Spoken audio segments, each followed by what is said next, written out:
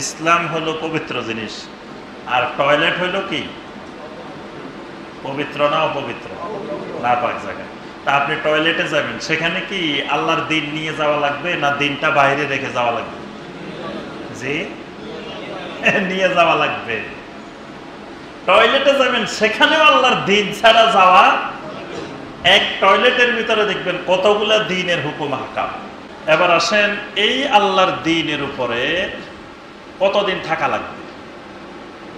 ধরেন আপনি একটা সরকারি চাকরিতে জয়েন করছেন, আপনাকে বলে দেওয়া হয় যে আপনি চাকরির বয়স 60 বছর। যেদিন 60 বছর পূর্ণ হবে আপনার চাকরি শেষ। আপনি আর চাকরিও করা লাগবে না, অফিসেও যাওয়া লাগবে না, কিছুই করা লাগবে না। এবার 1 বছর আপনাকে PRL এ বসে বসে বেতন ভাতা দিবে, তারপরে পেনশনে যাবেন, তারপরে চাকরি বাকরি নেই, টাকা পয়সা পাইবেন। এখন আপনি আল্লাহর দিনে আসছেন, এই আল্লাহর দিনের উপরে কয় বছর থাকবেন? জি, নাকি বৃদ্ধ হয়ে গেছেন, 65 বছর হয়ে গেছে, 70 বছর হয়ে গেছে, এবার আর আল্লাহর দিন লাগবে না নাকি? তাহলে কোন পর্যন্ত? একেবারে মৃত্যু পর্যন্ত দিনের উপরে অটল থাকা লাগবে। কোনো ছুটি নাই, কোনো অপশন নাই, কোনো বিরতি নাই। আল্লাহর দিনবিহীন 1 সেকেন্ড আপনি জীবনযাপন করতে পারবেন। এখন আপনি বললেন যে আল্লাহর দিন হলো পবিত্র জিনিস, ইসলাম হলো পবিত্র জিনিস, আর টয়লেট হলো কি পবিত্র না অপবিত্র? না পাক জায়গা। তা আপনি টয়লেটে যাবেন, সেখানে কি আল্লাহর দিন নিয়ে যাওয়া লাগবে না দিনটা বাইরে রেখে যাওয়া লাগবে? জি, নিয়ে যাওয়া লাগবে। টয়লেটে যাবেন, সেখানেও আল্লাহর দিন ছাড়া যাওয়া। এক টয়লেটের ভিতরে দেখবেন কতগুলা দিনের হুকুম হাকাম। আপনি টয়লেটে ঢুকার আগে আল্লাহর জিকির আছে, দোয়া আছে।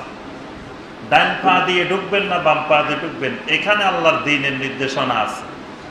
দাঁড়ায় দাঁড়ায় করবেন না বসে বসে করবেন, এখানে আল্লাহর দিনের নির্দেশনা আছে।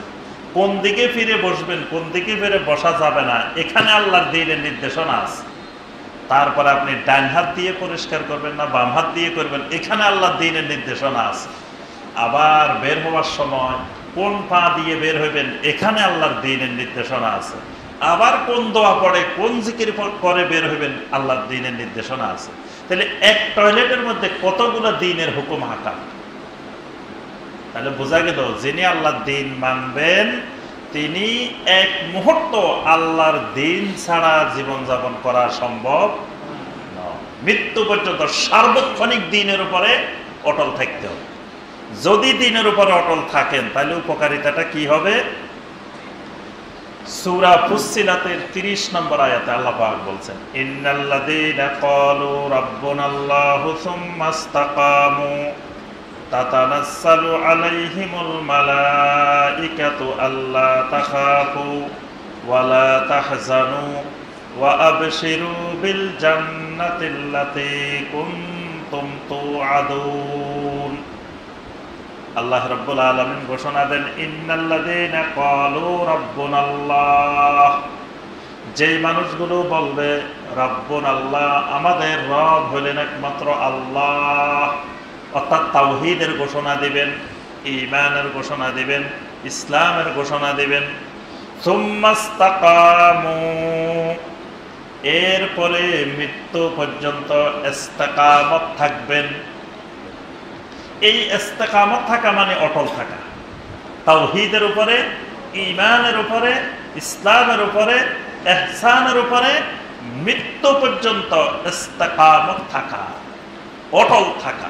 থাকলে তাতানাসসালু আলাইহিমুল মালাইকা, মৃত্যুর সময় তার সামনে আল্লাহর রহমতের ফেরেশতারা এসে যাবেন।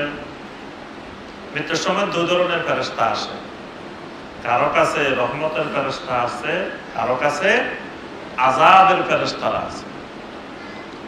এই মানুষটার কাছে রহমতের ফেরেশতারা আসবেন, এসে আল্লাহর এই বান্দাকে, আল্লাহর এই বান্দিকে বলতে থাকবেন, আল্লাহ তাখাফু ওয়া লা তাহজানু, তোমার কোনো ভয় নাই, তোমার কোনো দুশ্চিন্তা নাই, কোনো ভয়ও নাই, চিন্তা ভয় নাই কিসের ব্যাপারে? ফীমা ইস্তাকবিলুনাহু, তোমার মৃত্যুর পরে সামনের দিকে যতগুলো ঘাঁটি আছে এই ঘাঁটিগুলোর কোনো জায়গায় তোমার কোনো ভয় নাই। মৃত্যুর পরে কিন্তু অনেকগুলো ঘাঁটি আছে, আছে না? 1 নম্বর ঘাঁটি কবর, 2 নম্বর ঘাঁটি বাস, 3 নম্বর ঘাঁটি হাসর, 4 নম্বর ঘাঁটি হিসাব, 5 নম্বর ঘাঁটি মিজান, 6 নম্বর ঘাঁটি সিরাত, 7 নম্বর ঘাঁটি শাফাআত, 8 নম্বর ঘাঁটি জান্নাত জাহান্নাম, 9 নম্বর হলো রুইয়াতুল্লাহ। তাহলে অনেকগুলা ঘাঁটি আছে। এই ঘাঁটিগুলোর মধ্যে আল্লাহ তাখাফু, তোমার কোনো ভয় নাই। এটা চেয়ে বড় সুসংবাদ আর নেই যে আমার যত কঠিন কঠিন ঘাটিগুলো স্টেশনগুলো পার হইতে হবে সেখানে আমার কোনো ভয় ওয়ালা তাহজানু, এবং তোমার পিছনে দুনিয়াতে যাদেরকে রেখে যাইতেছ এদের জন্য তোমার কোনো চিন্তাও নেই। ওয়া আবশিরু বিল জান্নাতিল্লাতী কুনতুম তুআদুন, যেই জান্নাতের প্রতিশ্রুতি তোমাদেরকে দেওয়া হয়েছিল ওই জান্নাতের সুসংবাদ গ্রহণ করো। সুবহানাল্লাহ।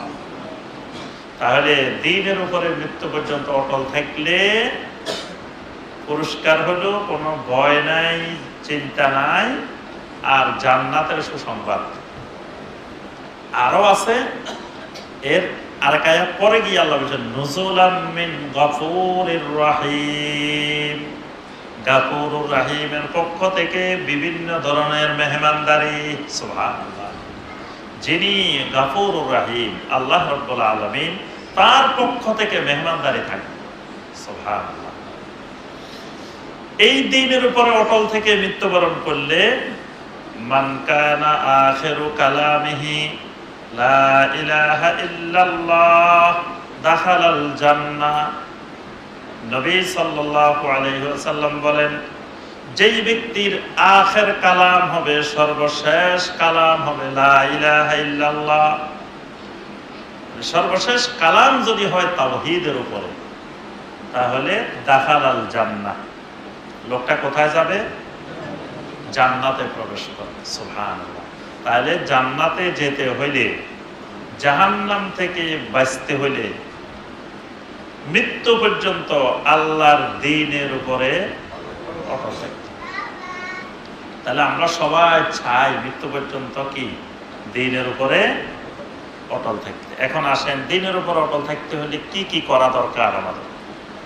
কোরআনে কারিমে এবং নবী সাল্লাল্লাহু আলাইহি ওয়াসাল্লামের হাদিসগুলোর মধ্যে অনেকগুলো সাজেশন, পরামর্শ আমাদের জন্য দেওয়া আছে যে তোমরা এই কাজগুলো করলে দ্বীনের উপরে অটল থাকা তোমাদের জন্য সহজ।